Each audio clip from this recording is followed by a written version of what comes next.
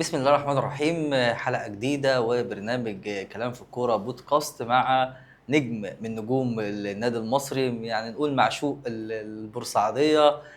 في الألفية الجديدة كمان، يعني من الناس البورسعيدية بيحبوه فعلا. خفيف الظل، ساب يعني بصمة كبيرة لدى جماهير النادي المصري. يعني نجمنا النهارده هيبقى يعني أحمد بوسكا، نجم حراسة مرمى النادي المصري السابق وحاليا طبعا نجم الشرقيه للدخان. كابتن احمد بوسكا، بنرحب بيك في بودكاست كلام في الكوره. حبيبي ابو حميد، كل سنه وانت طيب. طيب. كل سنه والناس المشاهدين بخير. انا سعيد طبعا ان انا اكون معاك واكون في بورسعيد، لان طبعا بورسعيد بالنسبه لي عشق لا ينتهي. طبعا يعني انت حتى شهير بكلمه انا بحب بورسعيد قوي دي. طبعا حبايبي كلهم والناس اللي انا شفت يعني كل الخير في بورسعيد. مم. سواء في ولادي ماديا كل حاجه، يعني ان بورسعيد ده فضل كبير بعد ربنا سبحانه وتعالى، والنادي المصري طبعا عليا على الواحد، يعني عمري ما انكر الكلام ده طبعا. طبعا. في البدايه هناخدك كده لقصه حياه احمد بوسكا. احمد بوسكا طبعا يعني الكل عرفه من النادي المصري، يمكن كنت بتشارك مع فريق ضبعه في كاس مصر، ولكن طبعا نجمك سطع في النادي المصري. اكيد ليك شعبيه طاغيه في بورسعيد، مفيش كلام. والناس في مصر على مستوى مصر عشاق كره القدم بيحبوك، يعني فيك حاجه لله كده، الناس بتحبك لله في لله. فقول للناس بقى وعرف الناس بوسكا، احمد بوسكا بدأ ازاي؟ احمد بوسكا طبعا بدأ يعتبر من الصفر. بدأ مم. بنادي بني عبيد، تبع الدقهلية المنصورة. مم. آه، لحد ما اتنقلت الإسماعيلي وأنا عندي 20 سنة. مم. رحت النادي الإسماعيلي طبعا. كان موجود معايا محمد صبحي ومحمد فتحي حراس مرمى. مم. لما قعدت موسمين يعني اتنقلت من بني عبيد على على الاسماعيلي على طول. الإسماعيلي. كنت بلعب في بني عبيد وأنا ناشئ فريق أول مم. وممتاز بيه طبعا. اتنقلت الإسماعيلي دوري ممتاز. طبعا مرني ناس كتير قوي، بشكر كل الناس اللي وقفت جنبي واتمرنت معاها واستفدت منها. مم. عشان ما انساش حد. جه عامر شفيع، جون اردني، مم. الاسماعيلي، وانا رحلت على الاسماعيلي. طبعا بقى كانت رحله.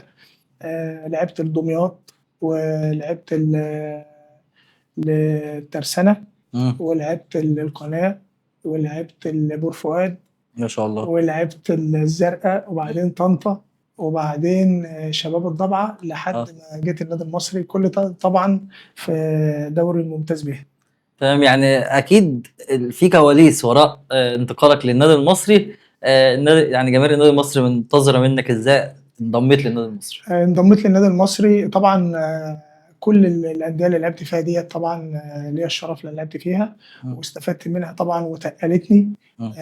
وادتني خبرات كبيره، سواء في كل حاجه يعني، خارج الملعب وجوه الملعب.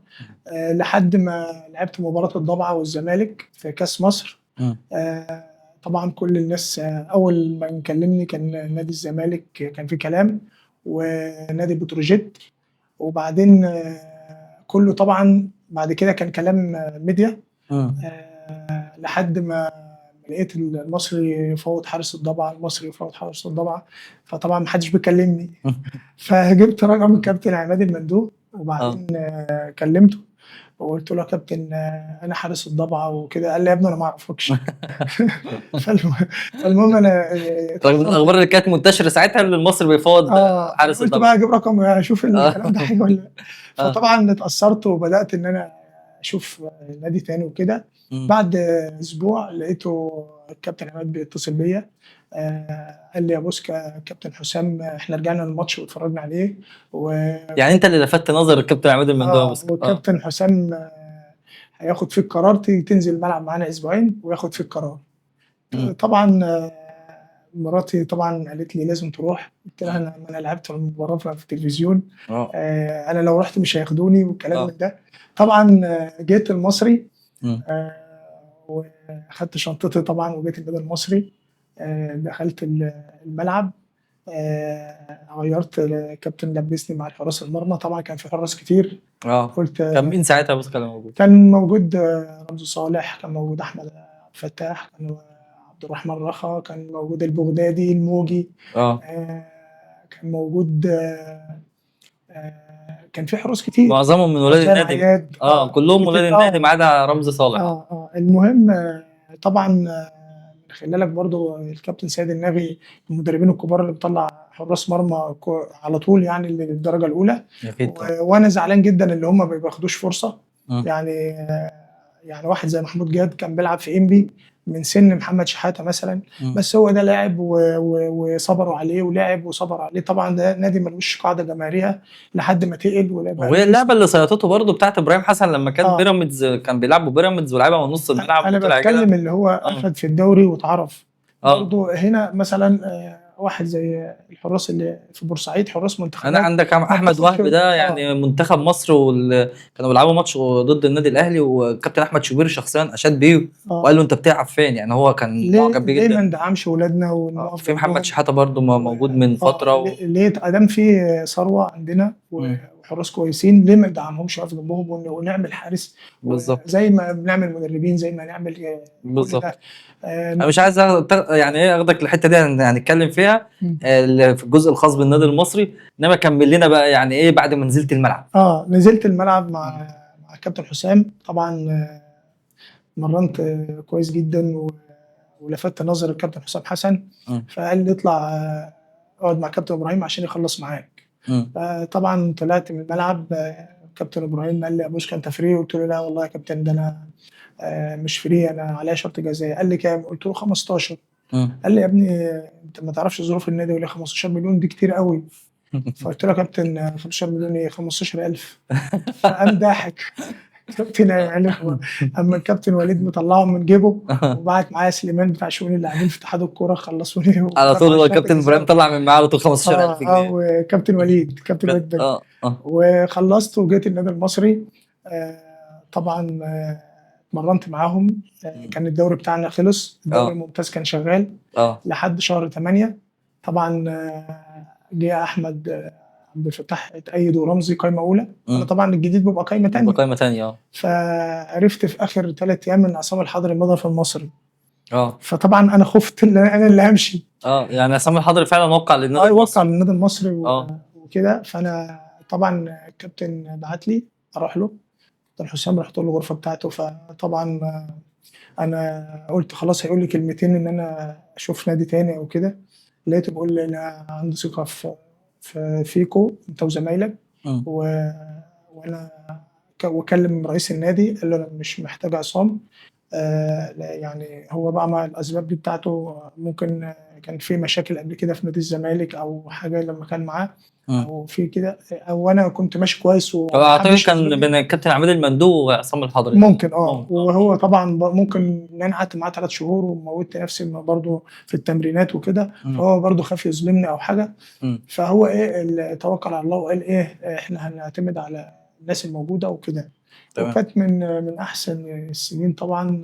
ولغى التعاقد بعد ما عصام الحضري وقع للنادي المصري. كان وقع وخد مقدم تعاقد. كلم رئيس النادي المهندس سامر حنفيه وقال له انا مش عايزه ادي العقد بتاعه طبعا هو والجهاز بتاعه يعني مش كانوا مش عايزينه يعني.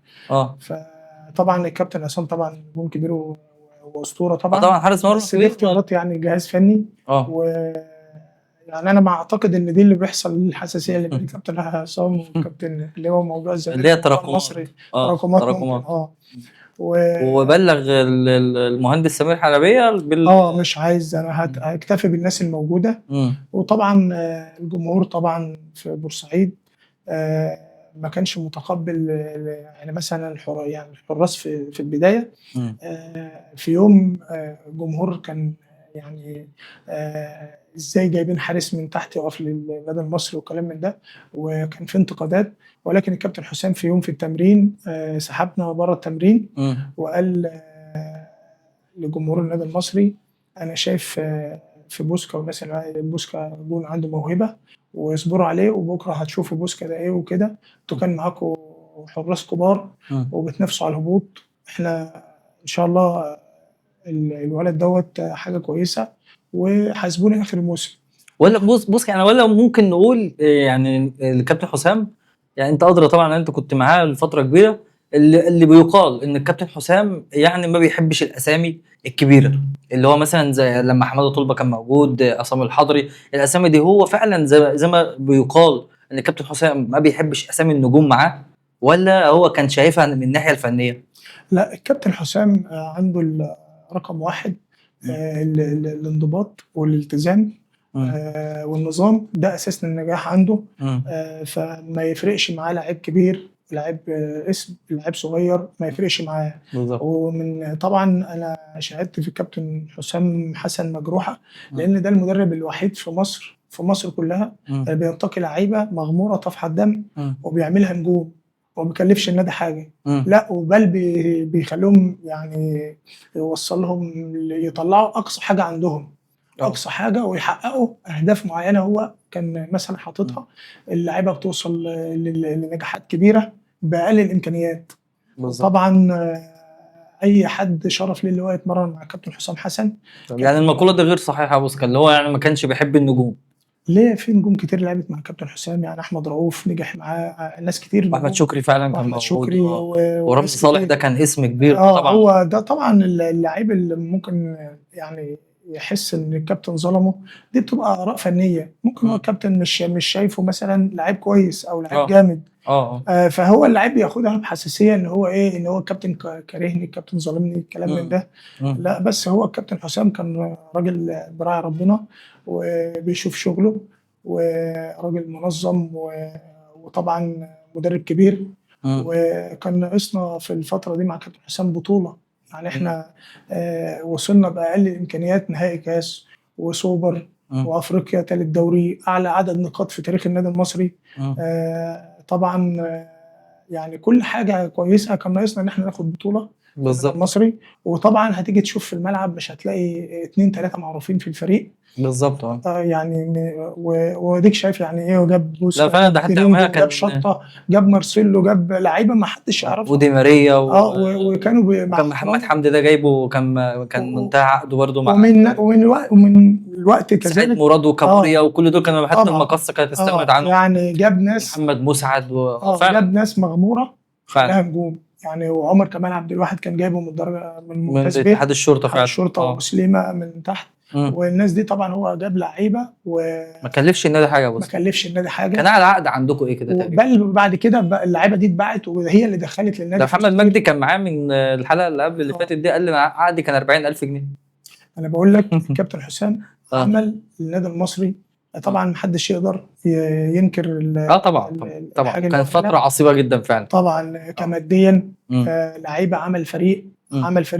حط نفسه وسط الكبار، بقى فتوه من الفتوات بتاعت مصر. مع اه. احترامي يعني انا لما لاعب الاهلي في نهائي كاس مصر والزمالك قاعد يتفرج عليا، مم. مع احترامي دي حاجه برضو مش سهله. بالظبط. لما لو انتوا لاعب كنتوا بتكسبوا السوبر في الزمالك المباراه. على طول يا بوسكا يعني. ايوه انا بقول لك يعني لما انت تلاعب الفتوات، الاهلي والزمالك معروف اللي هم فتوات الكره في مصر، اه او طبعا هم ده اكبر قطبي الناديين في الكره مصر. المصريه طبعا. طبعا مفيش كلام. كان بيراميدز برضه صعد يعني، لما انت موجود معاكم تلعب صح؟ لما انت تلعب وتيجي من تحت وتناطح الفرق دي وتبقى انت ند لند مم. وتلعب لاخر ثانيه مع النادي وكسبتوا الاهلي. الزمالك في الدور قبل النهائي وصلتوا يعني. وكسبنا الزمالك كان وكسبنا الشامي برضه محمد والاهلي الشامي. اتعادل معانا برضه، اه وكسبنا الاهلي 3-2 في برج العرب اه وماتشات كتير يعني. طبعا. وطبعا كابتن حسام كان عامل فريق قوي وناس. طبعا ما يفرقش معاه اسامي زي ما قلت لك. مم. اللي هو في الملعب راجل وبيأدي وملتزم هو اللي هيلعب. خدت بالظبط. بالك؟ يعني بوسكا عايز بقى، يعني بعد ما قضيت فتره كويسه جدا مع النادي المصري، إيه الكابتن حسام حسن لما كان بيتعامل معاكم، البعض كان بيقول الكابتن حسام حسن عصبي، الكابتن حسام حسن بيعاملهم اللعيبه بكل جديه، كان بيطلعوا الاوض يفتشوا في تليفونات اللعيبه، الحاجات دي كان فعلا ده من الكواليس كان بيحصل فعلا. لا الكابتن حسام كان طبعا. وكابتن ابراهيم طبعا يعني ده لا اساس زي مدير الكوره طبعا. والله العظيم الناس دي بقى خارج الملعب يعني هم اه. ناس طيبين قوي قوي قوي وجدعان ورجاله. مم. وطبعا يعني انا ببقى سعيد، وتوقعت ان هم يمسكوا منتخب مصر في يوم من الايام. قلت ان شاء الله الكابتن حسام الكابتن ايهاب والاثنين مسكوا منتخب مصر. يعني كان توقعاتي. كابتن حسام مش متعصب ولا حاجه، يعني هو بيوصل شغله للعيبه. ان هو مثلا يعني بيشتغل على العامل النفسي، بعد كده بيشتغل على العامل البدني، بعد كده المهاري والخططي والتكتيك في الملعب. يعني بيشتغل على المثلث كله اللي هو نفسي بدني مهاري وخططي. فهو بيعلمك تكتيك معين. فهو لما بيعيش الشغل بتاعه اتنفذ فبيتضايق وبيزعل. بالظبط. يعني انا افتكر موقف المواقف يعني انت بتتكلم على الكابتن حسام، يعني بالنسبه اللي هو لا هو والله يعني مدرب كبير، وطبعا بيحب شغله جدا. وعلى ما اعتقد يعني في موقف حصل كده انا بفتكره بضحك. اه.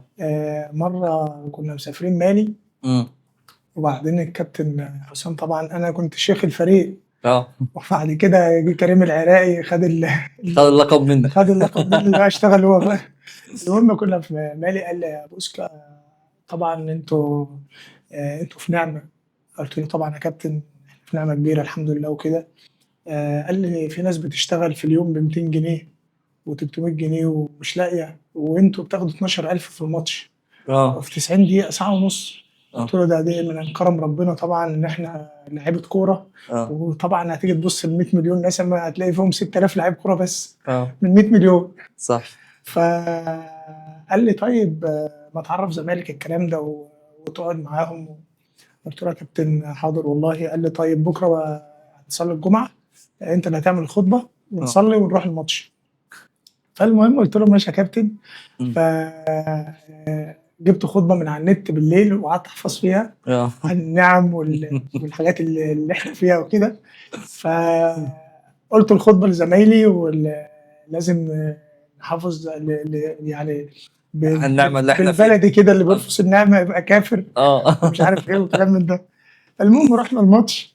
طبعا المالي كان ساعتها فيها 7 لعيبه بيلعبوا منتخب، اه. يعني الفرقه دي فريق كان الملعب المالي على ما اعتقد، صح؟ كنا بنلعب في مالي. امم. مش فاكر كانت فرقه ايه، بس كان فيهم 7 بيلعبوا منتخب مالي اه. اساسي. اه. اه. المهم ايه الماتش ده خلص 2-0 للفرقه دي. امم. طبعا الدوري عندهم بعدها اتلغى وصعدنا، بس اه. انا بحكي لك الموقف يعني انا فاكر الموقف ده فعلا. اه.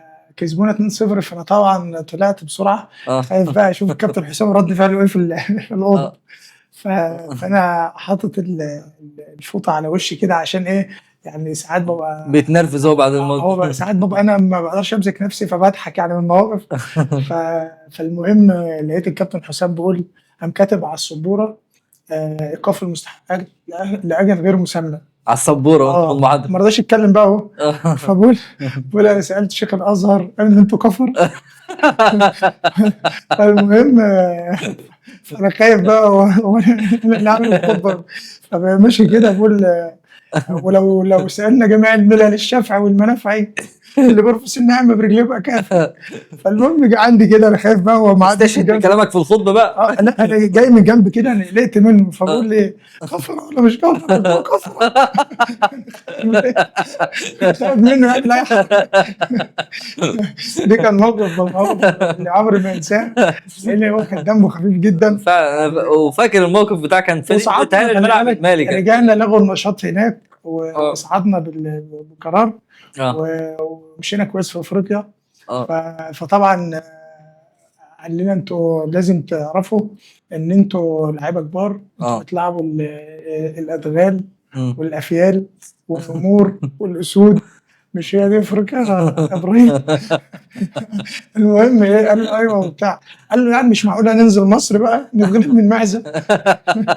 المهم ايه، يعني دي كان من المواقف اللي الواحد كان في المحاضرات وكده هو اه. كان بيدينا بصراحه يعني عنده الباور، بيديك الباور اللي هو. باور ورغم كده بص انتوا كنتوا بتنزلوا بتلعبوا اهلي لا خلي زمالك بالك اي والله كنتوا والله بتنزلوا العظيم بتهاجموا. يا كابتن احمد، اه. الكابتن حسام كان بيقول لنا على كل حاجه هتحصل في الماتش. اه. انا ساعات بقول الراجل ده يعني مساوي.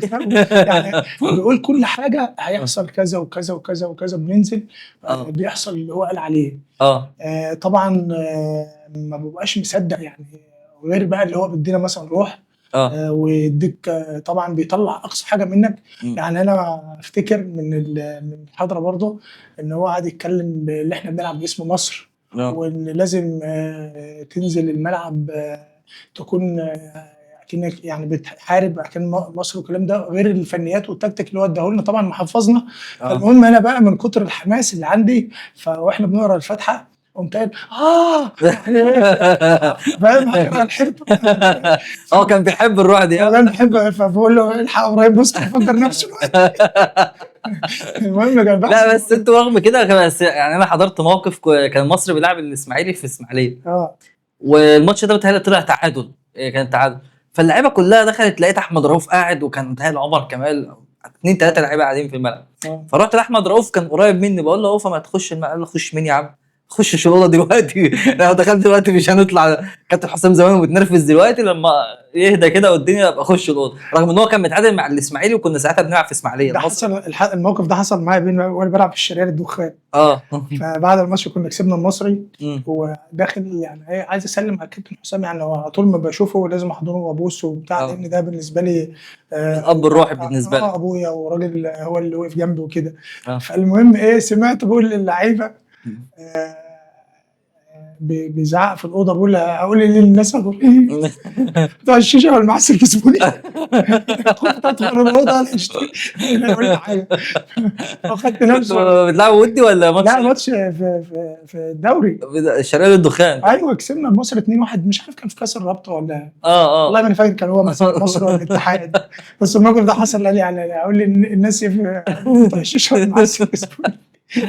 المهم الكابتن اقول لك اللعيبه كانت بتعمل له حساب فعلا. احمد رؤوف ده كان جاي اسم وبتاع، فبقول له رؤوف انت يعني ليه ما تدخل فين يا عم؟ قلت له ده انت متعادل مع اسماعيليه في الاسماعيلي. اسماعيليه كنت المصري بيلعب ساعتها في اسماعيليه، وانت متعادل معاه على ارضه. قال لا ده بالنسبه لنا دي خساره. كابتن حسام وكابتن ابراهيم ما كانش بيقبل بالتعادل حتى. والله العظيم يا كابتن ده دمهم خفيف جدا، غير ما هم خارج الملعب ناس محترمين ورجاله، وداخل الملعب بيحبوا شغلهم.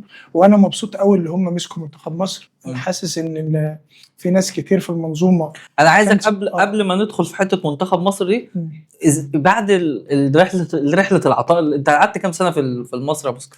انا قعدت 5 سنين. 5 سنين. لما لعبتوا افريقيا 4 سنين منهم ما طلعناش بره المربع الذهبي. والحمد لله يعني انا وانا واقف المصري وصلنا لاعلى ترتيب ثالث دوري واعلى عدد نقاط في تاريخ النادي المصري. انا جايب 63 بونت. فعلا محدش عدى وانا الحمد لله بمجهودي ومساعده زمايلي وكابتن حسام وصلت الفريق لنهائي كاس مصر. كان من 30 سنه ما وصلش فعلا. وصلت الفريق سوبر، كسبنا الزمالك. حتى مسعود جه لعب السوبر بتاعي كان لسه جاي. ما هو يعني غلطه وليد ازارو دي. في ماتشات كتير كانت ضربات جزاء يعني مع احترامي يعني طبعا النادي كان بيعاني ماديا. لما لعبنا وصعدنا دور 32 طبعا في اسماعيليه، النادي دخل له فلوس غير من الاتحاد الافريقي، غير من المميش في اللي هو فريق مهاب مميش. والناس طبعا فرحنا الجمهور، بقى لهم سنين ما كانوش شافوا فرقتهم، والحمد لله كان ربنا. لما لعبنا يانج افريكان زاوس كنت موجود في الدور قبل النهائي. كونغولي. ايوه لما اتغلبنا 4. ايوه بس كنت قاعد احتياطي في الماتش ده. كلمنا بقى عن قصه السحر في افريقيا. كابتن حسام انا عارف اللي هو بيقلق من الحاجات دي، يعني هو دايما بتلاقيه يعني يخش. كان حتى البرنس كان معاه في ساعتها يقول له شوف ده رمى حاجه ورا الجون روح شوفه، لا ده هات ازازه الميه. هو فعلا كان الكواليس دي معاكم ازاي بقى؟ يعني الكابتن حسام حسن كان بيكلمكم ازاي عن السحر في افريقيا بالذات؟ طبعا السحر ذكر في القران طبعا، وانا عامه ما كنتش بشغل دماغي بالحاجات دي. طبعا اللي هيتعب في الملعب وهيجتهد ربنا هيكافئه يعني. بس احنا طبعا لما كان بيحصل حاجه زي كده بيحصل حاجات غريبه في الماتش اوقات. ف يعني الواحد بيصلي الفجر ويحصل نفسه، كانت الفريق كله ما يبقاش شايف وانا اللي فايق. انت بتحصل نفسك مالكش دعوه بغيرك بقى. اقعد اصد ضد في افريقيا في ماتشات ما تساعدش بره. والله العظيم كنت بتصد من كل حته كتير. اقعد اصد في الفريق يعني مش عارف كابتن حسام كان بيقول لك ايه؟ لا هو عارف يعني عارف ان انت محصل نفسك. الحمد لله الواحد بس كان بيحصل يا بوسكا فعلا موضوع السحر دوت هم افريقيا مشهوره بالحاجات دي يعني. بيحصل حاجات غريبه. بس طبعا كابتن حسام اتكلم معاكم في محاضرات قبل كده عن الموضوع ده؟ لا طبعا هو بيتكلم ان احنا نركز، نخلينا في الملعب ملناش دعوه بالاجواء الخارجيه. يبقى في انضباط، في التزام، في الشغل اللي احنا خدناه ننفذه، السيستم اللي بنشتغل بيه نشتغل بيه. وطبعا ان الله لا يضيع اجر من احسن عمل. طبعا فعلا نعم. يعني دي حاجه بتاعت ربنا يعني. ازاي يا بوسكا وصلتوا للليفل اللي واحد زي الكابتن سيد عبد الحفيظ في النادي الاهلي يطلع يقول لك احنا عايزين نعمل كشف ومنشطات على لعيبه النادي المصري ما وقفوش؟ وصلتوا للليفل ده ازاي؟ شوف بقى انا يعني النادي المصري عنده كل العوامل اللي تنجح اي مدير فني. طبعا ايام ما كان موجود الكابتن حسام كانت الظروف الماديه على قد، وكان بيعرف يقدر يصنع من الفسيخ شربات زي ما بيقولوا. طبعا انا بحيي مستر كامل ابو علي حاليا، اللي هو كل الطلبات لاي مدير فني بيلبيها له. دي برضو ما كانتش موجوده. فمستر كامل طبعا بحييه على الهواء، اللي هو عامل طفره في النادي المصري، وطبعا بارقام طبعا غير الارقام اللي كانت في مصر قبل مختلفه كده. تماما. وغير طبعا ان هو اختار اول مره اقول ان هو يعني اختار مدير فني يعتبر من الناس اللي هتنجح. ليه؟ قصدك على كابتن نبيل الكوكي. طبعا انا هاخدك لجزء النادي المصري ده هتتكلم فيه باستفاضه، بس انا عايزك تكمل لي حته التمرين على البحر بقى، واللي انتوا وصلتوا للليفل اللي انتوا هو انا ما بتقفش. انا بشبه المدير الفني اللي هو كابتن نبيل الكوكي بالكابتن حسام حسن. نفس الترتيب ونفس التنظيم ونفس فتره الاعداد. بحس ان الفريق المصري هيرجع لايام ما كان الكابتن حسام موجود، طبعا. رغم ان ده بفرق الامكانيات واللعيبه بفارق. الراجل ده مدرب بادئ صح، قافل على فرقته، جاي يشتغل. ما جابش صفقات وشغل بقى من تحت الترابيزه وسمسره وكلام، لا ده جاي 3 4 احتياجاته او الاداره اللي تجيبهم كمان وكده. هو طلباته فعلا، هو جاي يشوف شغله. ده هينجح. وقال بوسكا هو قال بالحرف الواحد لما حتى هم عرضوا عليه كذا لعيب، قال لهم انا ما بحبش الزحمه، انا عايز ال 18 لعيب و5 بره وشكرا على كده، والباقي هيطلعوا ناشئين النادي. واحد غيره هيكلف الراجل يعني 500 600 مليون جنيه زي ما كان بيحصل. وهات لي فلان وهات لي علان وهات لي وكذا وهات لي كذا. وانت عارف طبعا القعده على الكافيهات في القاهره واقسم بالنص، انت فاهم الكلام ده. والله احنا عارفين الكلام ده، يعني انت فاهم اللعيب ياخد مثلا جاي ياخد 8 9 وياخد 5 والتانيين 4 معروف. وطبعا الراجل طبعا بيلبي الندى وبيعمل كل اللي هو يقدر عليه. بس النادي المصري طب هو يعني انا مثلا لعبت في النادي المصري 5 سنين وكان باقل الامكانيات، وصلنا مربع، وصلنا الحاجات اللي قلت لك عليها كاس وسوبر. طيب احنا المستر كامل جه في سنه من السنين فتح الخزنه. ما هي يعني ايه اللي زاد عن الجيل اللي قبل كده؟ نفس ما انا قلتها المركز الرابع، احنا كده في المركز الرابع، بس طول عمرنا في المركز الرابع. لا وصلنا نهائي كاس ووصلنا سوبر في الامارات فعلا. وكان لنا ند للاهلي والزمالك واعلى عدد نقط. طب انت دلوقتي النقط ما وصلتش زي النقط. نهائي كاس ما وصلتش، سوبر ما وصلتش. انت ضفت ايه بقى؟ انت ضفت فلوس يعتبر فيها يعني مع احترامي في فلوس كتير اترمت في الارض. فعلا انت بتتكلم كلام مظبوط فعلا. طيب انا عايز اخدك قبل ما نروح للنادي المصري ونتكلم بقى باستفاضه. بوسكا ازاي مشى من النادي المصري رغم الناس كلها بتحبك وزعلت اللي انت، انا فاكر جدا الناس كانت زعلانه جدا ان انت مشيت من النادي المصري؟ اولا واخيرا طبعا دي بتبقى النصيب والرزق بتاع ربنا، وانا راضي باي حاجه الحمد لله رب العالمين، برضه باي حاجه ولعله خير. وممكن انا ابقى زعلان من جوايا، بس بقول يمكن ربنا يعوضني في ابني، يعوضني في ولادي، يعوضني في حاجه اللي هم ابنك ما شاء الله في قطاع الناشئين ربنا يحميه، يعني هداف البراعم. ربنا يكرمه. وانا جبته هنا علشان يفضل اسم بوسكا. انا من حب البورسعيد. طبعا انا قاعد في بورتو واخد برضه شقه هنا. وانا اصلا بيتي في المنصوره، الفيلا بتاعتي في المنصوره في بني عبيد بلدي. ولكن انت حابب القعده هنا، حابب المكان وحابب البلد، وكان نفسي افضل يعني انهي حياتي هنا. ولكن انا حصل لي خيانه كبيره. انا ما توقعتش ان تكون دي النهايه. بعد 5 سنين عمري ما اتكلمت في فلوس، عمري ما اتكلمت في يعني ايه يلعب جه عليا جون و2 اقعد احتياطي حاضر. كل ده لحد ما جالي اصابه، وفي وجود كابتن ايهاب جلال الله يرحمه وما يجوش عليه الا الرحمه. طبعا الكابتن ايهاب قال لي يا بوسكا انا هشيلك من القايمه انت واسلام صلاح ومحمد صالح لحد ما تتعافوا وترجعوا لايه؟ القايمه تاني. فجه القيد اتقفل بسبب شيخ مكورو، كان القيد حصل ايقاف. اه فطبعا بعتوا لي، رحت قعدت مع مستر عدنان اه وفي القاهره. قال لي يا بوسكا انا عايزك عشان ظروف النادي بتاعتي تنزل عن عقدك وتجدد. قلت له مفيش مشكله. نزلت عن باقي مستحقاتي وجددت عقد جديد في سبيل ان انا ايه حابب ان انا اكون في بورسعيد والكلام ده. واتنزلت على المبلغ اللي كان ليك كان ليه حبا بقى في النادي، عشان برضو الناس اول مره بحس تسمع ان انا الكلام ده. جددت وانا مصاب كمان، فما تقدرش ان انت مصاب تتكلم يعني ايه. اه بتبقى يعني زي ما بيقولوا الاسهم بتاعتك نازله شويه عشان انت راجع من الاصابه. بالظبط. والمهم رجعت بتمرن مع فريق الامل، كان مع دكتور ميم الله يرحمه، وبجهز طبعا. تولى القياده الفنيه كابتن علي ماهر، خدهم في برج العرب.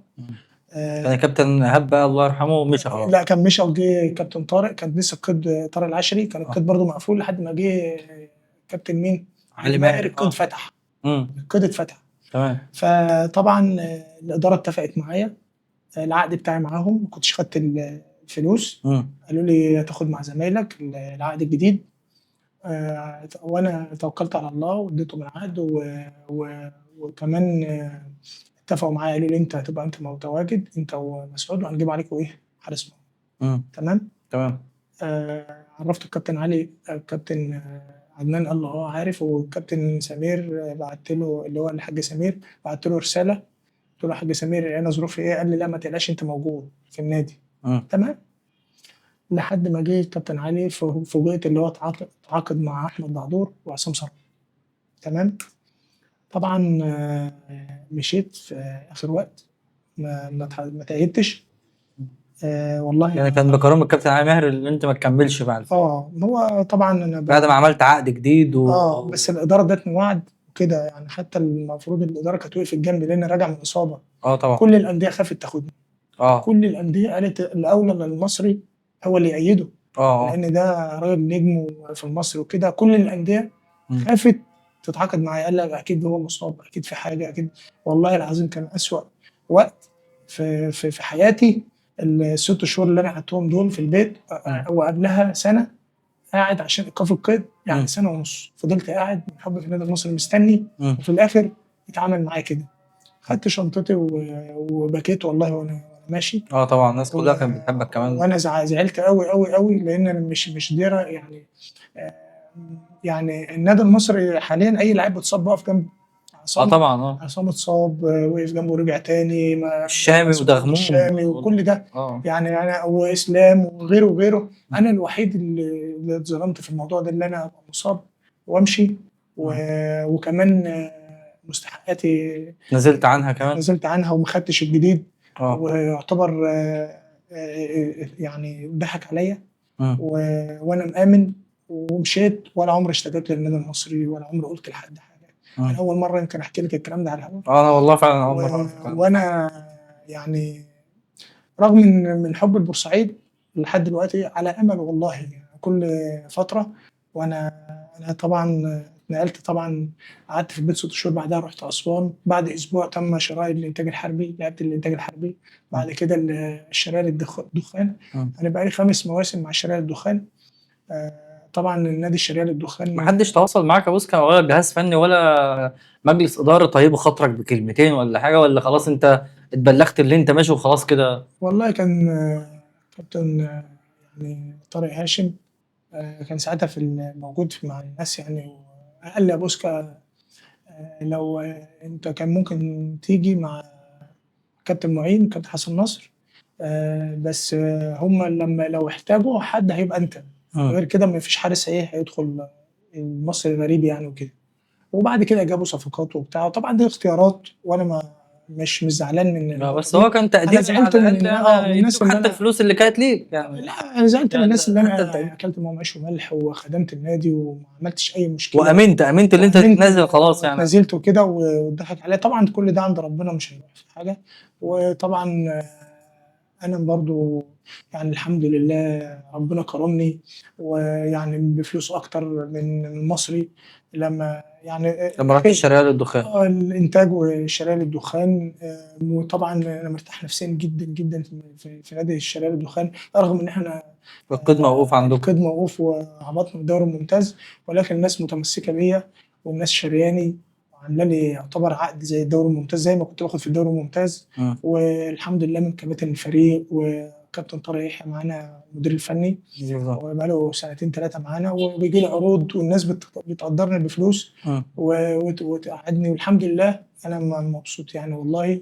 وطبعًا لو النادي المصري في يوم من الأيام طلبني طبعًا تاني، أنا ما أقدرش أستغنى عن النادي ما انت المصري. لسه جاي اقول لك، يعني انت نفسك آه، تختم حياتك الكرويه طبعًا داخل جدران النادي المصري. وعشان كل الناس في بورسعيد ليّا الانتماء والحب في بورسعيد، أنا جِبت ابني من نادي الزمالك، مم. جِبته النادي المصري، مم. بقى له 3 سنين هنا مع النادي المصري الحمد لله يعني هداف، بقى له 3 سنين هداف البراعم، وعشان خاطر يفضل اسم بوسكا اللي يمكن بالظبط. اللي أنا ما حققتهوش، كان نفسي آخد بطولة مع النادي المصري مم. أو وصلنا نهائيات على قد ما قدرت. بالظبط. وصلت في طبعًا غيري خد فلوس أضعافي كتير وما عملش أي إنجازات، مم. الناس لازم تعرف إن أنا أقصى حاجة عندي طلّعتها، وما بخلتش على النادي بأي حاجة سواء ماديًا أو معنويًا، وحبيت إن أنا أكمّل مسيرتي، ابني يبقى موجود في النادي لحد ما يكبر ويبقى هداف للدرجة يبقى الأولى اسم الفريق الأول، بوسكا مخلد في النادي مخلّد في المصري. النادي المصري، دي كل أملي في مم. الدنيا إن هو يكبر وربنا يكرمه ويبقى مهاجم النادي المصري، ويطلع يبقى اسم بوسكا يمكن ياخد بطولة مع مم. زمايله. أنا والله يا كابتن أحمد يمكن الناس بتشجع أهلي وزمالك، مم. أنا باشجع النادي المصري، يعني أنا من حبي للنادي المصري هو رغم ان النادي انت اللي مش بورسعيدي، ولكن انت حبك باحب لبورسعيد المصري، حبيتهم، غطى عليا وحبيت الناس هنا. حتى لإن لما كان في لقاء مع المرحوم كابتن غندر، انت قلت الناس ما بتبقاش معاها حق التذكره إمم، وبتبقى بتتصرف وعايزه أنا تيجي، حبيت الشعب لإن أنا أول ما وكنت طلعت انت عايز تساهم بالتذاكر وتقول انا هدفع له انا حق التذكره طبعًا اه. مواقف كتير والله لإن أنا حبيتهم فعلًا من مم. قلبي، اه. وربنا رزقني بالخلفة وأنا بالعب في بور فؤاد، مم. وربنا رزقني بالمال وأنا في النادي المصري والشهرة، يعني كل حاجة بورسعيد لها بعد ربنا سبحانه وتعالى.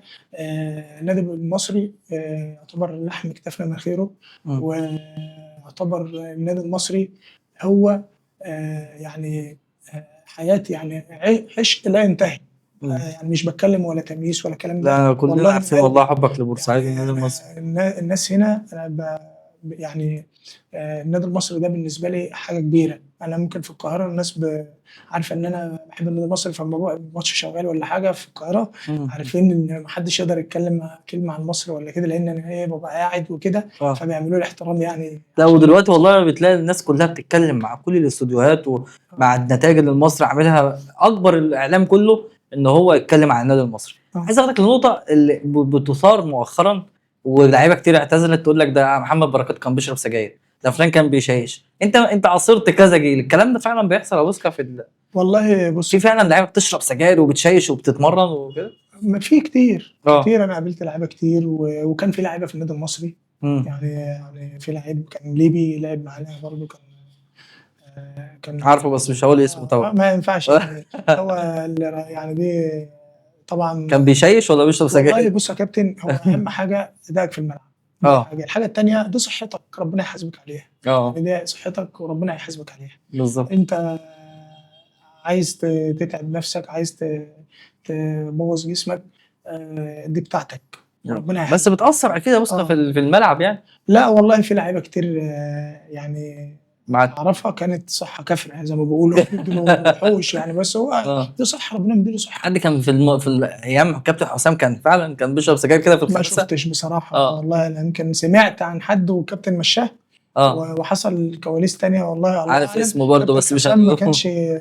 ما كانش بيقبل بالغلط آه. آه. ولا كان بيقبل إنّما بالدلع. عامةً يعني بال5 سنين يعني عاصرت لعيبة فعلًا كانت بتشيّش وبتشرب سجاير وحاجات من دي. طبعًا طبعًا في لعيبة كتير بس طبعًا دي أسرار وما ينفعش إن أنا أتكلّم على حد ولا كده. لأ طبعًا، طبعًا، بس أنا باقول لك الظاهرة دي فعلًا موجودة يعني في موجودة بس هو كان بينزلوا الملعب بيكسبوا الفريق ولاعيبة كويسة ودي حياته الخاصة، بالضبط. بره برضو في لعيبه بتشرب حاجات آه. مش مظبوطه وحاجات حرام وبتاع ونجوم في وبتنزل. الدوري والجمهور في. ده مش حياتك الخاصه، اهم حاجه المدرب يحاسبك على ايه شغلك في الملعب إمم. وتمريناتك وكلام من ده. انت بالضبط. بقى عايز تبوظ صحتك الزياده ديت إمم.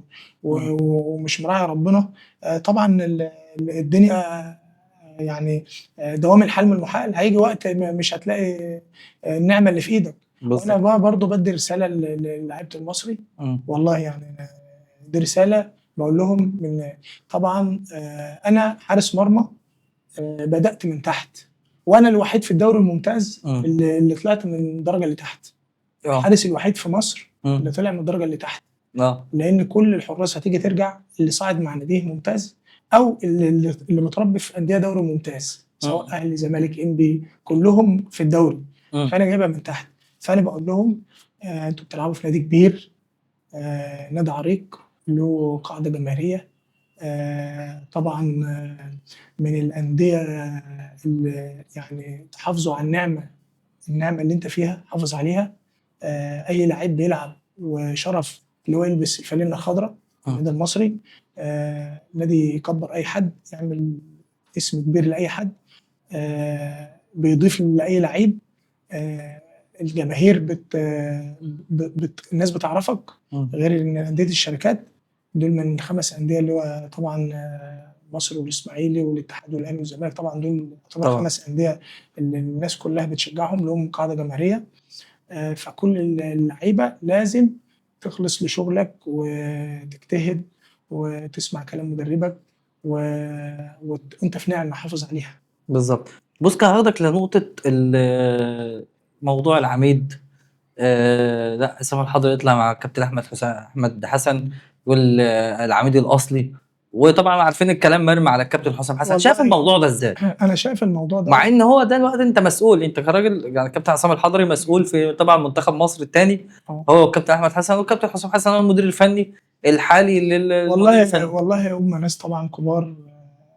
يعني انا المفروض لما اتكلم عن الناس دي طبعا اساطير إمم. وكلهم ضافوا لمنتخب مصر. ولكن الامور اللي بتحصل دي يعني احنا مش انتوا مش صغيرين. إمم. طبعا انتوا كباتن كبار. إمم. آه، كل واحد له احترامه، اللي بيحترم نفسه.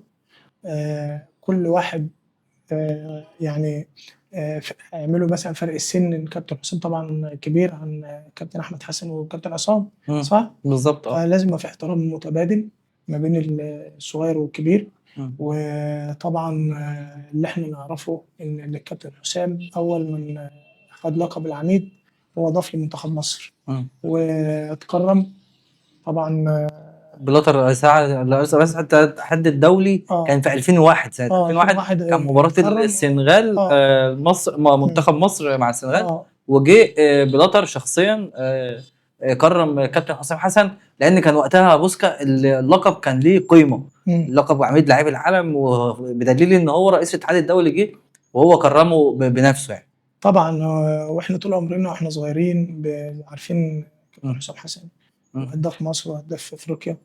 واحنا كنا بنسافر اصلا اي بلد افريقيه الناس عارفه يقولوا اسامه حسن اهو يعني بيتكلموا الافريقي اسامه حسن يعني الناس عارفه معروف سترايكر عصام معروف في كل الدنيا. اه. وطبعا انا شايف ان اللي بيحصل دوت يعني مش هقول يعني دي تراكمات، مم. ولازم نصفي الامور علشان يعني المنتخب شايف الموضوع شخصي يا اه أستاذ؟ لازم ما نقعدش. ممكن هو الكابتن حسام دلوقتي ممكن يفكر ان معمول عليه حمله ممنهجه مم. من رئيس الاتحاد او من الناس اللي حواليه. مم. فاحنا عايزين مصلحه البلد، عايزين ان الراجل يشتغل في هدوء، عايزين يبقى في دعم. لازم يبقى قلبنا على قلب رجل واحد عشان ننجح كلنا. الرزق ده بتاع ربنا. النهارده انت موجود بكره مش موجود. مم. كل حاجه. طب شايف يعني موضوع كابتن عصام الحضري وكابتن حسام حسن مم. في تراكمات ومشاكل قديمه، ولا عشان هو ما رضاش ياخده معاه في الجهاز الفني؟ من وجهه نظرك انت في الوسط والله الكروي وعارف بقى. والله على فكره الكابتن حسام كان دايما يتكلم مع الكابتن عصام الحضري كويس. لما كان واحنا في محاضره ولا حاجه، وعمره ما انكر او او اجاب سيره اي حد ضاف لمصر الا بالخير. وطبعا ممكن في تراكمات، زي انا ما اعرفش الكواليس ما بينهم، بس اللي انا شايفه صح. اللي انت حضرته اللي هو ما رضاش ينضموا للنادي المصري وفضلك عليه. لا، ده ما هو كان مش رأي الكابتن حسام لوحده، ده ممكن في كان مدرب كابتن عماد حراس مرمى المندوه. اه وفي جهاز فني معاه، اه ممكن هو بياخد رأيهم اه. ويشوف الأصلح ويعمله. وكان لأن هو بصراحه كان برضو بياخد حته حراسه المرمى دي لمدرب حراس المرمى. ايوه، برضه ما انت ما تعرفش، انا ما اقدرش ان انا اظلم ايه حد بعينه. هو ممكن يكون شايف ان الراجل ده مثلا اللي هو بوسكا قعد معاه 3 4 شهور وتعب معاه ولعب ماتشات وديه، خاف يمشيه في اخر وقت يبقى ظلم. اه مش وممكن حابب من الناحيه يظلم. الثانيه ان هو كان معاه في الزمالك قبل كده مم. كابتن عصام، وحصل مشكله ما بين الكابتن عماد او مع كابتن عبد الواحد السيد. ممكن خاف يضوء يعني يحصل في المصري حاجه، فما تعرفش الكواليس ايه. مم. بس ممكن تكون دي التراكمات فعلا. مم. وبس الانسان اللي مصلحه المنتخب دلوقتي الانسان اللي حاليا. بيشيل طبعا مم. مم. الدنيا زوال. مم. النهارده احنا موجودين، بكره الدنيا يعني خاصة النهارده كمان يا بوسكا يعني عميد لاعبي العالم، ولا مصري ولا عربي ولا افريقي حتى. كريستيانو كريستيانو. يعتبر هو عميد لاعبي كريستيانو العالم. رونالدو اه يعتبر اعلى عدد مباريات. اه. ويعني ممكن لو جيت تبص لها. ويليه سون اه لاعب منتخب ماليزيا، وبعد كده في بدر المطوع لاعب كويتي، الكويت فعلا. بالظبط كده. وبعد كده ميسي، وبعد كده مودريتش، وبعد كده يجي احمد حسن في المرتبه السادسه. يعني بتتكلموا، احنا يعني في العرب بنتكلم في ايه احنا يعني؟ في العرب احنا ايه، هو خد اللقب الاول وبعده الكابتن احمد حسن. هم الاثنين ضافوا لمنتخب مصر. ولازم نراعي ان احنا داخلين على ماتشات لمنتخب مصر. لازم يبقى الذهن صافي، نركز في شغلنا، ما م. نقعدش نقول قيل وقال ولا نرمي على بعضينا.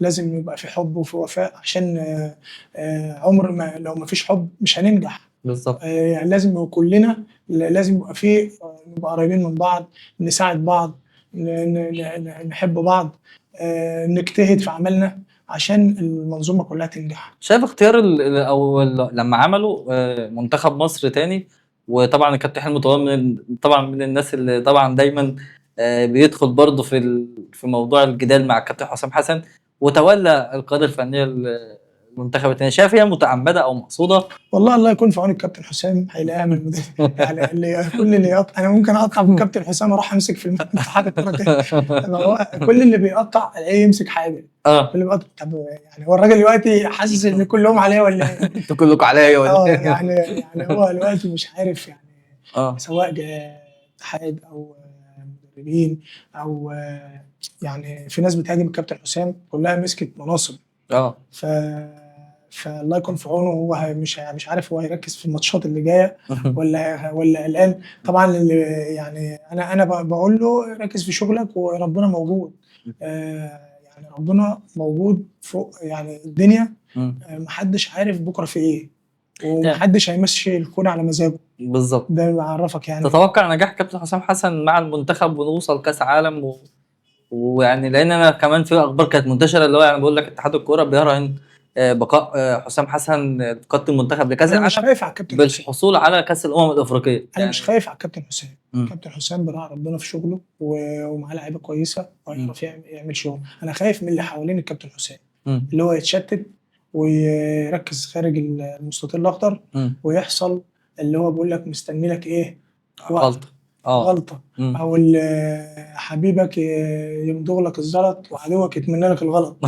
خدت بالك، فاهم دي؟ دي اه انا بلعب زي ما قلت العامل النفسي رقم واحد. انا بلعب ونفسيتي مرتاحه، اه. غير لما بلعب وانا قلقان من الناس اللي حواليا وقلقان من القيادات اللي فوقي. مم. طبعا هبقى خايف لا اغلط، واللي بخاف من العفريت ايه؟ بيطلع بيطلع. له بالظبط. هيغلط بالظبط. وهيحصل. لا، لازم كلنا نتكاتف ونبقى على قلب رجل واحد. هاخدك لفقره بقى مهمه، والجمهور المصري بيستني يسمع راي احمد بوسكا عن فريق النادي المصري الموسم ده، ومقارنه بالمواسم الماضيه يعني، وبدايه مصر الموسم ده شايفه ازاي؟ المصري الموسم ده عمل حاجة جميلة زي ما قلت لك، مم. إن نمرة واحد مستر كامل عامل أجواء وعامل يعني من الناحية المادية كل حاجة كويسة. كان نفسي ألعب في النادي المصري ومستر كامل ده موجود. لان هو بصراحه معايش اللعيبه في جو احترافي 10 على 10. دي بالظبط. نقطه. النقطه الثانيه ان النادي المصري هينجح باذن الله السنه دي لاسباب. اعتمدوا على اولاد البلد، ودي اول مره تحصل. كابتن آه، الكابتن سيف داوود والكابتن كرام ابراهيم، صح؟ كابتن سيف داوود وكابتن سعيد ابراهيم. سعيد ابراهيم اه طبعا ولاد النادي كانوا مع الدكتور ميمي، كملوا الجهاز طبعا في دكتور الجهاز مع الدكتور ميمي اللي نجح برضه. مم. وطبعا انا مبسوط ان النادي المصري بدا يعتمد ويعمل كوادر للنادي المصري. دي بالظبط. كانت غايبه. دي نقطه. النقطه الثانيه هي برضه بتعتمد على المدير الفني يا بوسكا، يعني أنا جاي لك أهو. كابتن علي ماهر مثلا. لا بس أو لو في اداره كابتن عبد الجليل خلي بالك كان برضه كان كابتن سيف داوود معاه. بالظبط. بس انا بكلمك في نقطه انا هقول لك اسباب المصري هينجح من خلالها. ان هم اتجمعوا في معسكر في بور فؤاد، في رمله، في بحر بعيد عن القاهره، وما ادراك ما القاهره. دي نقطه. شايف المعسكر او القعده كانت في القاهره كانت مبوظه الدنيا يا بوسكا؟ لا طبعا اللعيب بيروح يروح يركب العربيه يسوق، ما تعرفش يروح فين يجي منين. انما هنا معسكر. لا ما كانش كمان في جماهير، يعني ما كانش في جماهير. مش بتكلم على جماهير، انا بتكلم على نجاح اللعيب. لعيب ياكل كويس، اكل صحي، ينام كويس، في رقابه، بيتمرن كويس، في بحر، في رمله، في ملعب، في انسجام بينه وبين زمايلي. طبعا كل ده بيؤدي للنجاح. دي نقطه. النقطه الثانيه ان هو حط في الجهاز ناس عارفه الفرقه، اللي هو كابتن سعيد ابراهيم وكابتن سيف داوود فعلا. وطبعا بورسعيد فيها مدربين كتير كويسه جدا ولم تاخذ فرص. دي نقطه. النقطه الثانيه ان الراجل جاي يشتغل، جاب 4 صفقات بس. دي حاجه برضو في انسجام. كل ما اللعيبه تقعد سنين مع بعضيها كل ما هتعرف. انا عارف انت بتشرب الشاي كم معلقه سكر، انت عارف انا بشرب معلقه واحده. عرفنا بعض. عرفت ان صلاح عايز الكوره على دماغه ويحطها جول. عرفت ان كريم العراقي بياخد الكوره ويقطم. احمد عيد مش عارف. حفظنا ايه بقى في انسجام. كل ما هيقعدوا مع بعض اكتر كل ما المكنه هتطلع قماش. هو رقم 1 الكوادر اللي دخلت من بورسعيد عارف الفريق. نمره 2 مدرب مجتهد ومنظم. نمره 3 المعسكر اللي اتقفل عليهم. نمره 4 اللعيبه القليله اللي دخلت. نمره 5 طبعا رئيس المنظومه طبعا اللي هو المستر كامل مهيئ لهم كل المناخ. بالظبط. وفر لهم كل حاجه بصراحه. دي الحاجه اللي انا متفائل بيها للنادي المصري السنه دي. بس بقول لهم حذاري للاعيبه النادي المصري لسه قايلها، اللي هو يفرط في اي نقطه. اي ماتش سهل لازم تكسب، لازم تموت نفسك. بالظبط. هات اخرك في الملعب. بالظبط. وزميلك ينزل يكمل. واهم حاجه تتكاتفوا وتحبوا بعض. هتعملوا اللي انتوا عايزينه. ربنا يكرمهم ويكرم مصر قادر يا بوسكا اللي هو فعلا يعني يحصل على بطوله الدوري. ايه المشكله؟ انا مع ان انا حاسس ان الدوري هيتلغي السنه دي. ليه بقى؟ مش عارف، عندي احساس كبير قوي ان الدوري مش هيكمل. في اسباب معينه؟ احساس. انت شيخ خلي بالك. انا بقول لك انا عندي احساس كبير ان الدوري ده مش هيكمل. طب يعني لاسباب فنيه مثلا، لاسباب تتعلق بالمنتخب؟ لا ولا عامه يعني الكره في مصر بيحصل فيها حاجات متغيرات في اوقات، ولا يعني ما بتمشيش على لوائح. بيحصل متغيرات في جميع الاوقات. وانت شفت يعني انت شفت الموسم اللي فات واللي يعني موضوع الغاء الهبوط كان الاسماعيلي طبعا. لا بعيد عن الاسماعيلي. والمحله كانوا من الانديه اللي يعني ماشي. انا طبعا كل احترامي للانديه ديت. ما هو لغى الهبوط عشان كده. ماشي. ما هو الاسماعيلي كان هيهبط هو والمحله. ليه ما كان ما هو فعلا هم الناديين اللي هبطوا. ماشيه وحش برضه في الاول. بس ما هو بص هو دلوقتي كجدول تحت شافوا ان الاسماعيلي خلاص كده لا انت لما بتلعب وانت كنت تحت غير لما تلعب خلاص. انت الدوري عرفت ان الدوري مش هتكسب لك 3 4 ماتشات نطيت فوق بقيت تفنش بقى. لا بس هو ده كان يعني سبب اجتماع حتى اتحاد الكره في الفتره الاخيره مع رؤساء الانديه. الاسماعيلي هيهبط ما ينفعش الاسماعيلي، وفعلا الاسماعيلي الكره من غير الاسماعيلي ما تنفعش يعني. علشان كده ولغوا الهبوط. طبعا الاسماعيلي قال لك الاسماعيلي لازم يبقى موجود. بس دي برضو اخطاء ادارات قبل كده. والخدمه واقفه عندهم طبعا. بيلعبوا بفريق 2005 و2006. طيب هنعمل ايه؟ دي المفروض دي حاجه يعني اخطاء ادارات قبل كده. بالظبط. اللعيبه اللي بتشيلها. يعني شايف في فرق بين مقارنه ما بين الكابتن نبيل الكوكي وفتره الكابتن علي ماهر. يعني عدى فعلا 5 ماتشات في فتره تعاقدات حصلت. انت شايف ايه؟ انا شايف الفتره دي الحاليه دي افضل يعني. بدايه كويسه اه والدنيا كويسه. طيب والفتره ايه الفرق بين الفتره اللي فاتت؟ ما انا بسالك. الفرق اللي هو ده راجل جه فرتك الفريق، جاب صفقات امم و... و... ووصل يعني نفس يعني ما ضافش حاجه، يعني مع احترامي كابتن علي مدرب كبير اه انا بحبه على المستوى الشخصي، وطبعا من الناس اللي بتشتغل برضه، بس انا بتكلم على النادي المصري. امم انا شفت ان كابتن علي عمل تغييرات كتيره في الفريق ووصل لنفس التارجت اللي بيوصل له المصري كل سنه. اه قبل كده احنا كنا في المصري كان لعيبه اقل امكانيات وصلت برضه لنفس التارجت، بل وفي كاس مصر وفي سوبر وفي بالظبط. عدد نقاط اكتر. يبقى المشكله مش مشكله ان انت تغير فريق وفلوس، امم في لعيبه في النادي موجوده اتظلمت ومشت. امم وطبعا بالتحديد لعيبه الكابتن حسام كلها مشت، كلها كلها فعلا مش فعلا. يعني مشت ما اعرفش. شايفها مقصوده يا بوسكا؟ لا انا شايفها طبعا يعني مش هقول مقصوده طبعا، بس لعيبه الكابتن حسام كلها امم تمشي من المصري، يعني ازاي؟ اول ما كابتن علي مسك النادي على طول. ايوه هو كل واحد ليه رجالته وليه اختياراته، بس اه انا شايف ان في لعيبه كتيره ما كانش تمشي فري، امم وفي لعيبه كان لها اسماء في النادي. فصح فعلا في حوالي 14 لاعب مشوا على طول اول ما كابتن اه علي طب مسك. هات يا عم وبيع زي ما الراجل كابتن حسام كان بيجيب لعيبه، جاب اسلام عيسى واتباع، محمود وادي واتباع، احمد ايمن منصور واتباع، ومحمد مجدي محمد مجدي وعمر كمال اتباع ولاعب. ومحمود وادي اتباع طيب واسلام عيسى اتباع ب لا 45. مع عمر كمال ما اتباعش، ده لاعب مش مع عارف كابتن علي وهو فري. فعلا فعلا اه فعلا. يعني هو انا قصدي اللي الكابتن حسام جاب جيل كامل والنادي المصري مسك من وراه فلوس كبيره جدا. يعني ايوه بصراحه دخل هو النادي، دخل النادي فلوس عمل كتير يعني. فريق باقل امكانياته ودخل فلوس للنادي. وطبعا كان نفسي يعمل شغل مع مستر كامل، كابتن حسام كان هو ده كلنا كنا متوسمين خير، اه ولكن يعني انت شايف كابتن نبيل الكوكي دلوقتي قادر ان هو اه يعني يلبي طموحات جماهير النادي المصري بالحصول على اهم بطوله؟ حاجه اللعيبه تكون عايزه، اه اهم حاجه اللعيبه تكون بالظبط. عايزه.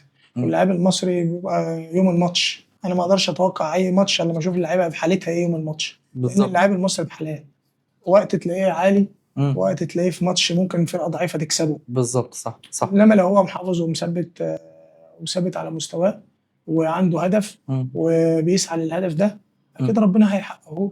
وهيوصل. طيب يعني شايف ان النادي المصري ينقصه مراكز يا بوسكا؟ يعني في بيقال ان عمرو سعداوي لوحده عايز باك ليفت، عايز مع صلاح محسن مهاجم. تعرف ان انا دكتور محمد ابي الكابتن محمد ابيل سالني على اتنين باكات ليفت، رشحت له احمد داهش وعمرو السعداوي. قال لي يعتبر قبل قبل ما ما يجي يجي كان في ريم الجونه. اه والله اه. يعني في لعيبه كتير الناس يعني يقول لي ايه رايك رشح لي كذا، اقول له كذا. انت رشحت لعيبه كتير يا بوسكا والله فعلا. يعني انا عايزك تقول للعيبه الجماهير النادي المصري اللي انا انت جبت رشحتهم الدكتور علي الطرابيلي حي يرزق، اه اساله. انا جبت لعيبه ايام كابتن علي ماهر امم كانوا بيلعبوا ممتاز به، ما كانش حد منهم طلع الدوري الممتاز. اه مين دول بقى؟ كان احمد امين اوفا، اه كان بيلعب في شباب الدخان درجه ثالثه. امم كان شادي حسين في سيراميكا، محمد غنيم، احمد اللي هو بيلعب في المحله المساك اللي راح الجيش، محمد جابر اسمه ايه؟ لا لا لا مش متذكر اسمه. كماتشو. كاماتشو كماتشو كاماتشو كان في ابراهيم رخا، في اللهم صل على النبي، كان في استغفر. لعيبه كويسه كتير. ولم يتم التعاقد مع اي حد فيهم. ولا انت كنت اسال الدكتور بترشحهم علي بالحب كده يعني، انت عشان بتحب رشحهم، دول لعيبه احمد امين كويسه. اوفا ده لان بملايين دلوقتي، كان وشادي ساعتها حسين برضه. المستر عدنان كلمنا قال لي يا بص ما تشوف ايه لعيبه من الدرجه الثانيه كده رشحها له وبتاع، رشحت له لعيبه كويسه. اه اللعيبه دي تاني بعدها بسنه واتنين فرقعت في الدوري، كلها لعبت، اللي راح الاهلي كان واللي صعد طبعا مع الرفض جاي من سيراميكا، الكابتن علي ماهر ورؤوف يعني. واوفا بيلعب في لعب معانا دوري ممتاز وراح المقصه، وبعد طبعا كده راح كان السيراميكا، وبعد سمع كده جامد انبي. طبعا طبعا خدت بالك؟ طبعا. ولاعيبه كتير سمعت، وكماتش لعب مع المحله بعد ما راح طلع الجيش. مم. اللعيبه دي كانت مش هتكلف النادي المصري حاجه. بالظبط بس انا بقول في لعيبه كتير في مصر اتظلمت بالظبط. كتير. اه يعني لو جيت تسالني مين اللاعب اللي اتظلم في مصر، هقول لك اللعيبه المغموره اللي طافحه الدم. مم. مفيش لاعب في الدوري الممتاز هقول عليه مظلوم، الملايين هترضيه. بالظبط. فلوس هترد، انما اللعيبه اللي تحت مم. اللي هي انا احسن، اعرف لعيبه بتاخد 3000 جنيه في الشهر في والله. لعيبه تلعب منتخب واحسن من اللي بيلعبوا في المنتخب، اه بس ما فيش عين بالظبط. وضمير صافي مم. ينتقي اللعيبه اللي طافحه الدم. احنا صح، مفيش. احنا بنشوف اللي هي دايره باللعيبه، دايره ما بين الانديه، ما بنشوفش وجوه صاعده الا في كل فين وفين. يعني لا مثلا النهارده احنا فلان عدنا الفلاني في المصري راح راح احنا بيراميدز، عدنا فلان راح عدنا عادل الز... الصفقات كلها اه كافيهات، اه. مدربين، وكلاء، مم. يعني لو حتى ما فيش كده ممكن بالعقود، يعني انت هتاخد 10 مليون اخد 5، انت 5 تيجي ولا مم. ماشيه كده. في ناس كتير بتعمل كده، ماشيه كده دلوقتي. واحمد زي الحاج احمد، اه فاهم؟ احمد زي الحاج احمد. هو الوقت ان النادي المصري، يعني مش بتكلم على حاجه، بقول مركز، اي مركز يعني، اللي مشى، لو حد مشى من النادي المصري اثر في الفريق، لا ما فيش حد في النادي ما بيقفش على حد، دي مقوله دايما تقال للانديه الكبيره يعني. ولا النادي بيقف على اللعيب، ولا اه اللعيب بيقف على النادي، اه. ولا كده. والدنيا بتمشي فعلا. انما اللي بيفرق بقى النادي عن النادي لو هو مم. عامل لجنه كوره كويسه، مم. اداره محترمه، مم. تجيب اللعيبه، تجيب مدير فني يشتغل مم. اللعيبه الموجوده زي الراجل ده كده، يجيب ناس تعرف تنقي لعيبه، تجيب لعيبه ترشحها للنادي، دي خدمه للنادي. مم. خدت بالك؟ في بالظبط. لعيبه كتير كويسه، احنا عندنا الجو بتاع المنصوره دي، في لعيبه بالهبل، لعيبه كويسه قوي. بص انت شايف رحيل محمود جدع عن مصر هيأثر بما انك حارس مرمى لا كبير؟ لا يعني ايوه عصام ثروت ومحمود حمدي ومحمد شحاته اللي موجودين حاليا يقدروا ان هم والله اي حارس هيوقف للنادي المصري، والناس اشتغلت معاه نفسيا وبدنيا ومهاريا وتكتيك وشغل فنيات، مم. هيأدي وهيبقى كويس. انت اتأثرت لما محمود جاد مشى، عصام ثروت وراجع من صليبي وبقاله سنة ما ده بيلعبش، حوالي سنه اه. النصر اتأثر، لا شايفين بادئ بداية كويسة، بدأ بداية كويسه وهيجي حتى. بالماتشات والدنيا بالظبط. هتبقى كويسة. طيب يعني انت بقى كلمه لجمهور النادي المصري اللي بيحبوك تقول لهم ايه؟ يعني اكيد انت بقالك فتره كبيره غايب عنهم. اه رساله كده من احمد بوسكا لجماهير النادي المصري ولاعبي النادي المصري. لعيبة النادي المصري حافظوا على النعمة اللي انتوا فيها، مم. اجتهدوا. احنا كنا موجودين في النادي كان نفسنا ناخد بطولة ونعمل ونسعد الناس والجماهير، اتمنى ان انتوا تقدروا تحققوا الحلم ده. و يعني عايز جمهور، لو انا اتكلمت بشفافية وبحسن نية، ارجو الجمهور اكون خفيف عليهم، ما يتضايقوش مني، لان انا بحبهم جدا وبحترمهم، واكون لهم يعني كل خير، و- وطبعا هم اللي وقفوا جنبي وساندوني، وطبعا بورسعيد عشق لا ينتهي. بالظبط. بص كان اخيرا بقى يعني اخدك لحته اموتو. اموتو انا عارف ان انت من الناس اللي يعني كنت اتكلمت ان هو يكون موجود. بيقولوا ان هو كان حارس مرمى، هو طبعا انا عملت معاه حوار واكد اللي هو كان في نيجيريا حارس مرمى. شايف الموضوع ده ازاي؟ هو لما جه النادي المصري كان جاي حارس مرمى فعلا لا من لا، الدوري ولا كان قصة جاي؟ قصة أموتو، لان انا عارف الكواليس كلها معاك انت. قصة أموتو اللي هو كان أحمد جمعة مهاجم، امم جاله عرض من السعودية، اه وطبعا هم كانوا بيدوروا على مهاجم مع كابتن إيهاب والوكلاء، ما لقوش مهاجم، يعني مهاجم في الفترة دي وكده، وجمعة كان عايز برضو يسافر وكده، وكان موجود جريندو، وكان موجود حسين رجب، وكان موجود محمود وادي. ففي الفترة ديت أنا كنت لاعب ماتش بيراميدز اللي تعادلنا فيه 3-3، امم كان بعد الماتش جمعة هيسافر وعايزين مهاجم بأي طريقة، فأنا كان قاعد معايا الوكيل من عندنا من نادي النصر اسمه كابتن حسام صديق، كان وكيل أموتو، امم فبيقول لي يا بوسكا ما تشوف الكابتن كده ياخد معايا الشيبين ومعايا اللعيبة يعني مساكين في المراكز التانية وبتاع. قلت له لا احنا عايزين مهاجم عشان ايه جمعة مسافر ومفيش مهاجم. قال لي طب انا معايا مهاجمين افارقيين، فقلت له وريني كده، قعدت اتفرج وبتاع معاه على الفيديوهات وكده، فقلت له الواد ده انا كحارس مرمى ببقى عندي احساس بخطوره المهاجم اللي بيلعب قدامي، اه فقلت له المهاجم ده كويس. قال لي بس ده في ماليزيا ووزنه زايد ومش عارف. قلت له هاته بس كان بيلعب في الدوري الماليزي. اه امم قلت له هاته وكده. فالمهم الولد جه، طبعا هو عرفه ان انا اخوه يعني صاحبه هنا وبتاع، فكان اه الواد عنده وفاء غير طبيعي، يعني حبيني قوي وبتاع. ويمكن ده السبب اللي هو كان يعني في شراسه بينه وبين الكابتن علي ماهر بسبب ايه؟ هو كان بيحبني قوي. اه اه المهم جه فقالوا لي الولد وزنه زايد ده عايز سنه عشان يخس. قلت لهم والله احنا ايه شوفوا يا كابتن ايهاب، لو هتمضوا 6 شهور كان لو كابتن ايهاب اللي ماسك ساعتها. لو هتمضوا 6 شهور ما عجبكش بقى افسخ العقد. اه المهم الولد نزل ما شاء الله يعني جاب جون واتنين في الماتشات الوديه وعمل تشقلب وبتاع، تحس ان ايده زي فخد رجلي. حسيت ان ده يخرب بيتك انت شغال على اسكانيا ولا ايه؟ خد. المهم ايه ما شاء الله ربنا كرمه وجاب 9 اجوان وجاب جون باكورد في الزمالك، ورغم ان هو كان حارس مرمى يعني في بدايته كان حارس مرمى وهو لعب في نيجيريا مهاجم ومدرب اكتشفه وبعدين سافر ماليزيا وبعد كده جه النادي المصري وكده. تمام. يعني وانت كمان يا بوسكا يعني بالمناسبه احكي لهم بقى الموقف اللي الكابتن حسام حسن لعبك فيرود برضه. كنا في ماتش في افريقيا برضه وبعدين اللعيبه كانت قلت اللي مشى واللي اتنقل واللي يعني القايمه بتاعتنا بقت ما تكملش. فاحمد جمعه كان اتصاب فاحنا رايحين ماتش، فالكابتن حسام قال لي انت هتدخل سكور فيرو مهاجم. ولعبني طول الاسبوع مهاجم وجبت جولين من كوفي. كان كوفي اللي مسك ساعتها. مسك عليا جبت جولين فجأة بقول له ده حارس مرمى كلمني بكره. فقعدت على الدكه قعدت كلاعب وفيرو. كوفي يقول له والله يا كابتن انا قلت ماشي والله مش عارف. كوفي كان ابن لذيذ برضه. انت مدرب كبير كابتن بيسجدوا يعني. المهم المهم لعبت المباراه اللي اتحطيت في المباراه بس ما نزلتش. واتمرنت اسبوع كامل كمهاجم وكنت تجيد في كمهاجم. اجدت فيه وحرزت هدفين. جبت في التقسيمه هدفين. وهو كان يعني كابتن حسام ما بيخافش لو شايف حاجه في اللعيب عنده ميزه ممكن يستغلها، هيطلع اقصى حاجه من عندك. بالظبط. اقصى حاجه هيخليك تطلعها. بالظبط. وقعدت على الدكه ساعتها في بطوله افريقيا كمان. كمهاجم.